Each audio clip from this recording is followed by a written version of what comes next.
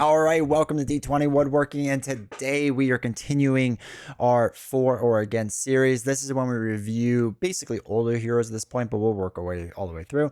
But reviewing older heroes and giving just honest takes about them. We're not giving my personal opinion. We're kind of just breaking it down and judging them kind of on the merits. And today it is Black Panther. This is the final one from the core box, I believe. I think we've done all the other core box heroes already. So this is the final one we'll be doing from the core box, which I'm really excited about. And then we'll get into the hero packs after that. So let us now look at the cards that came with Black Panther. Now, really quick before we do, we have a new goal over on Patreon. The link for Patreon's down below. Once I get 40 paid subs, I will be doing a four-handed stream for Marvel Champions on Twitch and YouTube. So if you ever thought about supporting the channel on Patreon, now may be the time. Go click on the link down below, sign up if you want. I think it starts at like $3 a tier. You get different benefits from status updates. If you're high enough tier, you get to vote on games, all that fun stuff. So anyway, appreciate everyone that supported me on Patreon, but that is the new goal. We're at trying to go for 40 paid subs. As of recording this, I think we're at 31, so we're 9 off. All right, so let's go through Black Panther's cards and talk a bit about them. So first we have TChalla. TChalla. I think I'm saying that right. Anyway, 4 recovery, 6 hand size, 11 hit points. 11 is a massive amount of hit points, especially nowadays. It feels like so many heroes are 9 and 10 right now. So to get 11 is really strong. It's really nice. 4 recovery is a pretty solid amount too. When it's 3, I feel like I'm barely recovering anything and I got to figure out different ways to recover. With Black Panther, Alter Ego, and 4 recover, I feel like that's a good amount to get most of my life back. So Foresight is a setup only. Search your deck for a Black Panther upgrade and add it to your hand or shuffle your deck. It kind of stinks nowadays that this is only a setup and it's not an action or anything, because it'd be nice if I can do this more frequently, especially when I'm flipping down, because there's not a ton of reason to flip down for hero or for alter ego reasons besides recovering. Now, for other cards that there is, and we'll get into that a little bit, but I wish this set was a little bit better. It feels like if this hero is remade nowadays, this would be a bit better, but it's fine for what it is. Okay, so now hero side, Black Panther drops down to a 5 hand size, but it's a 2/2/2 stat line, especially for solo. Fantastic stat line to start with. Anytime you start with 1 in anything, it feels a bit weak. 2/2/2 is really solid, really good. And he has Retaliate. Retaliate's really strong. It leads a lot of people to play Black Panther in a perfect protection deck, flow like water deck. Any of these things he will do exceptionally well at. But here's the thing with solo. A lot of times it's really nice to just have Retaliate on there, because even if you're doing aggression or justice or whatever build, but you're dealing with an enemy with tough, let's say, well, I'll just have Black Panther exhausted defend, save some allies, save some events, whatever it may be, and then that Retaliate will ping off the tough status on the enemy, and then next round I can just kind of go for it. So I personally really like having the Retaliate on there. It's not an upgrade or attachment or anything like that, so we're not going to lose it at any point, which is really helpful. So I'm a big fan of the Retaliate keyword on, or the Retaliate ability, I guess, on Black Panther. I think it's really strong and really good. Now, Wakanda, they've done absolutely nothing with. King and Wakanda, they've done nothing with. Hopefully one day they'll do something with it and we can do some cool things, but there's nothing really there. The Avenger trait is really nice. Avenger will play into different things that we'll talk about with Quinn Carrier. Quinn Carrier is really the biggest one to get a resource generator. If you do any Avenger builds or Avenger Swarm builds, Leadership Black Panther works really well with Avenger allies, now that we have a ton of them out there. But there's also Avenger allies in different aspects as well, which work pretty strong. So anyway, big fan of the Avenger, but especially of the Retaliate keyword. It's so incredibly nice. Next up, we have Shuri, who's a 2-cost ally, 1/1/3 stat line, has the Genius trait, which is kind of interesting, I guess, and also Wakanda, which isn't super useful.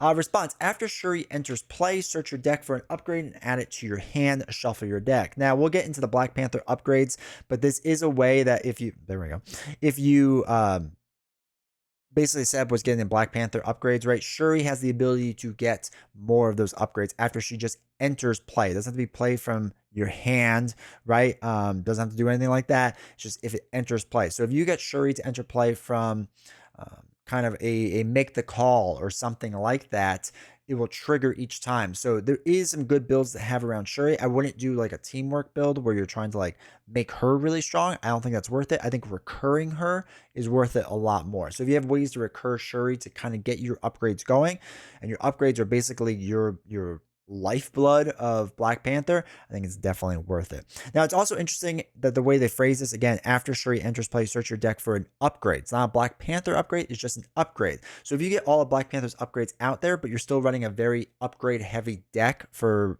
whatever kind of build you're trying to do, it's really nice that they did it that way. I think a key part of Black Panther's kit is Shuri and getting Shuri in over and over and over. That's what you're going to try to do. Unfortunately, the best way to really do this is through leadership. Other aspects is a bit harder. Again, this is why I say, like, if you're doing perfect protection Black Panther and obviously protection, it's really strong, really good. But leadership can be really good with recurring Shuri and getting other allies out there that kind of block and attack and thwart for you. So to me, that's Shuri's main use. If you lean into that to get different upgrades, and I should also mention that this will allow you, like I said, to get upgrades for your other allies. So if you're trying to do a Voltron ally build, which basically just means you're taking an ally and adding a ton of attachments to them to make them really strong. If you're trying to do that type of build, it will help you with that as well. Again, it's really nice that this isn't limited to Black Panther's upgrades. It's any upgrade, which is really nice. All right, next up we have our one cost event, Ancestral Knowledge. Is an alter ego event. It states choose up to 3 different cards in your discard pile and shuffle them into your deck. Now, again, this is really nice because I feel like if this card was made later on, they would have limited it to Black Panther cards.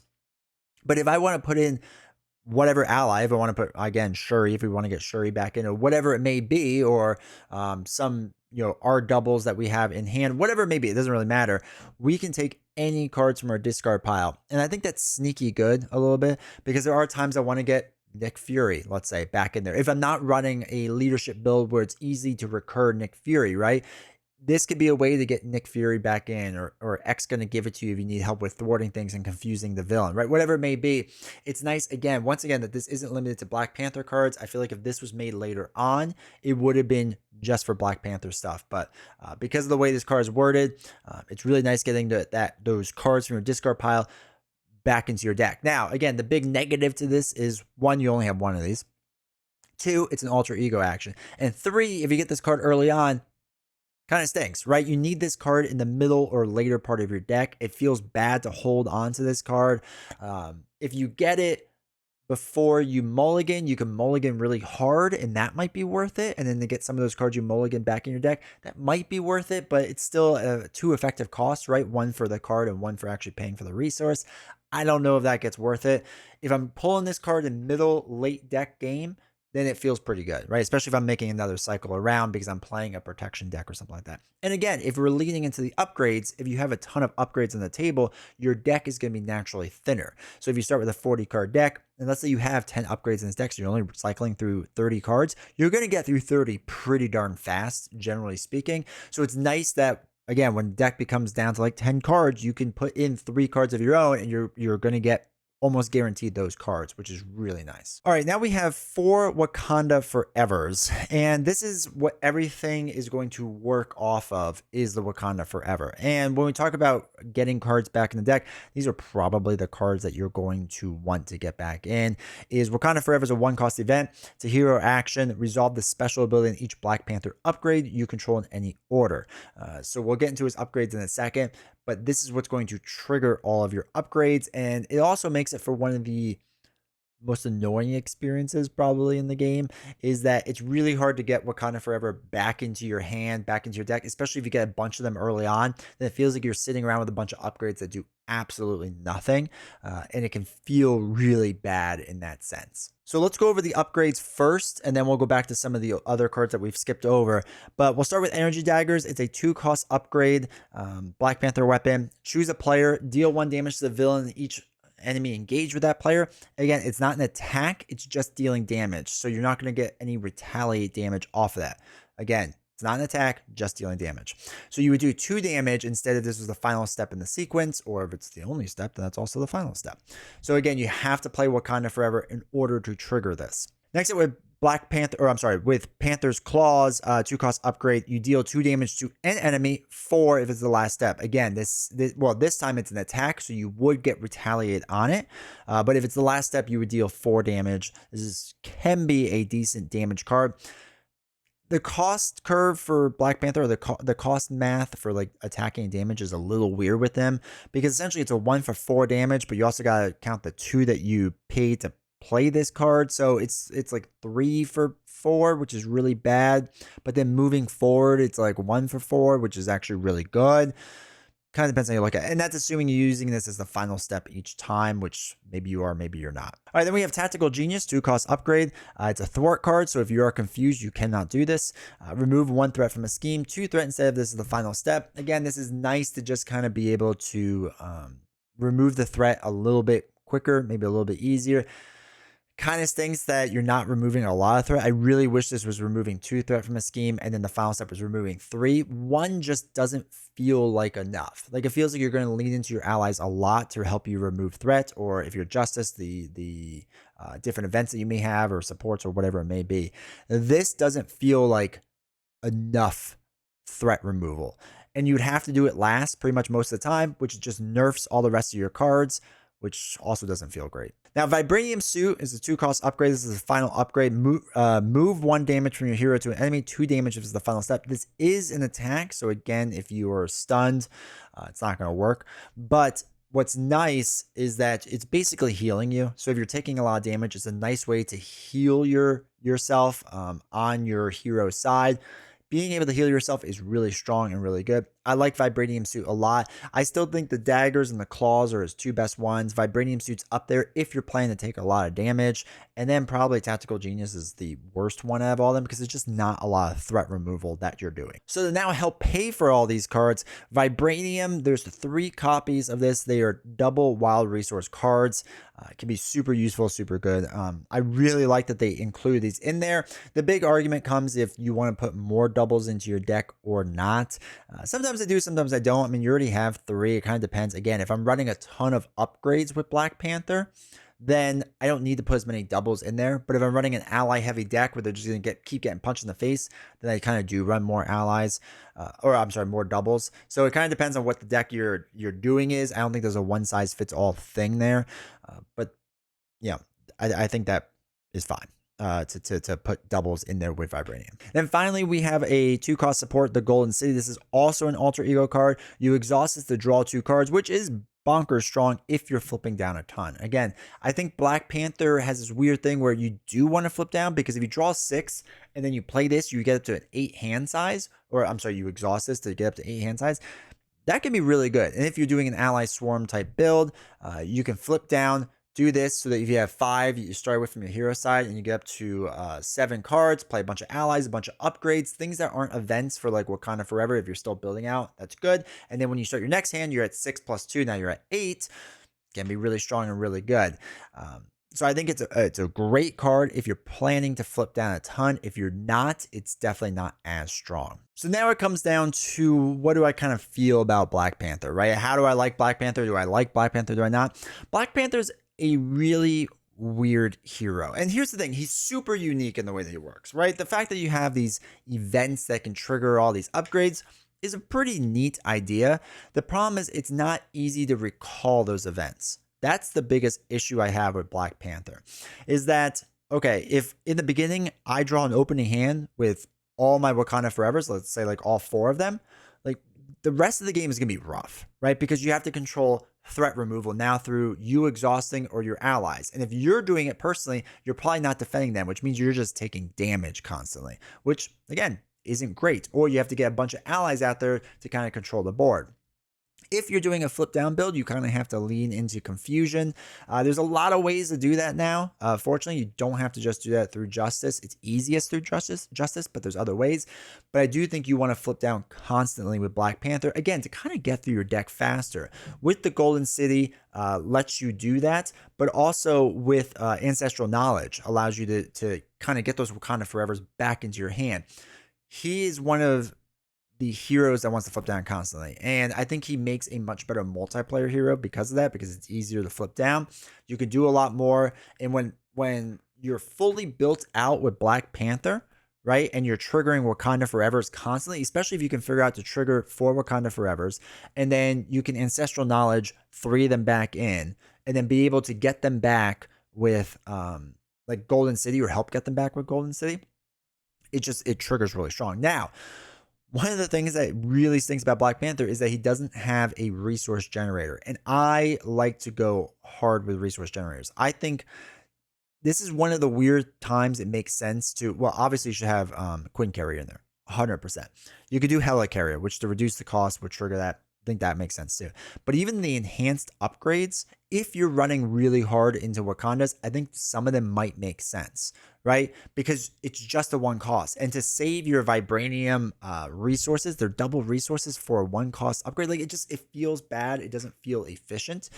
So once you get all your upgrades out there and set up, vibranium almost takes a backseat. And that's why, again, I lean into more of the allies, or if I'm doing a Voltron build where I'm building out an ally, or I'm doing a lot of upgrades or supports or something, right? Like there's things you can do there.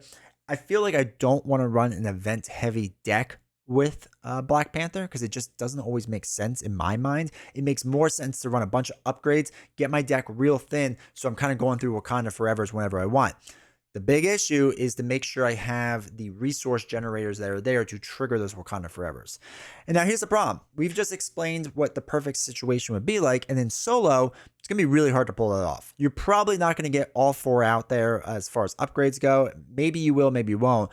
But once you get them all out, you're probably in late stage anyway, so it would have been better to just kind of push it a little bit harder. He's got this really weird balancing act for the first like 2-3 rounds. He wants to constantly flip down. It's a really tough hero to play true solo. And again, it feels like you get pigeonholed into playing like a Perfect Protection or a Flow Like Water deck, where then again, you wanted to get for protection, like I think it's Nerves of Steel, right? Is the resource generator, which you're going to want that so that you're not using, your vibranium for one cost events, because that's probably most of the defense events you're playing anyway. If you're going Justice route, it's almost the same as I think. There's very few Justice events that you would run. I mean, you can run some B cops and stuff like that, and that would help keep threat down. I think that works pretty well. Counterintelligence works pretty well. Space Van on there helps. Like, there's a lot of cards you can play. But again, it feels like you're moving a lot of pieces early on. And if I'm playing Expert with Black Panther and solo, it rarely works out for me. I'm gonna be completely honest. It rarely works out for me because there's just so many moving pieces. Now, can it be done if I really focused on Black Panther and I really fine-tune the deck? Yeah, I mean, I think he could take on probably anyone. Is it gonna be like a real fun time and real easy? No, I don't think so. I think it's gonna be pretty rough. So that's my biggest issue with him. In multiplayer, he works a lot better because, again, somebody can help you carry while you're flipping down constantly to build a stronger board state, right? Getting more upgrades and supports out there. Because, again, once you're fully built out, it's really strong. The fact is that the end, you'll be, let's just not even take the bonus amount, right? Every time you play Wakanda Forever, you're going to be dealing damage to a villain, then dealing another 2 damage. Damage to a villain and each minion, essentially each enemy engaged with them, then another 2 damage, and then 1 threat from a scheme, and then you're going to heal 1 and deal a damage. And that's not including like whatever the bonus is that you're getting. That's a decent amount of damage you're dealing for 1 Wakanda Forever when you're fully built out. And if I can trigger that twice in a row, even better. So again, he's an interesting hero. I like what they're trying to do with him. Early on in this game's life, they really weren't catering to the solo players. I think later on, this is a much friendlier game to solo players. This really isn't. Now, does he work in solo? Absolutely, he does. You can get him to work because there's enough cards out there now. You have to have a decent card pool size to really get it to work. But do I like Black Panther? Yeah, he's a hero I'll play now and again, and I think he's fun. I think on standard, he makes a lot of sense. A lot of times, though, it falls into, okay, I'm going to be doing a ally swarm build, maybe in the upgrade, heavy build. But past that, I don't really venture out that much because he's really hard to get working in Expert. So anyway, do I like him? Yeah, I think he's fine. Is he high up there in my list of like amazing heroes? No, not really. I play him a couple times and I go, I'm good. Right, I'm good playing him. So anyway, it's got some pretty interesting stuff going on. Let me know your thoughts about Black Panther down below in the comments. Do you like Black Panther? Do you not like Black Panther? How do you feel about him nowadays with all the heroes that we have? And like I said, make sure you go check out the Patreon page if you want to support me. I greatly appreciate it, and I'll see you all next time.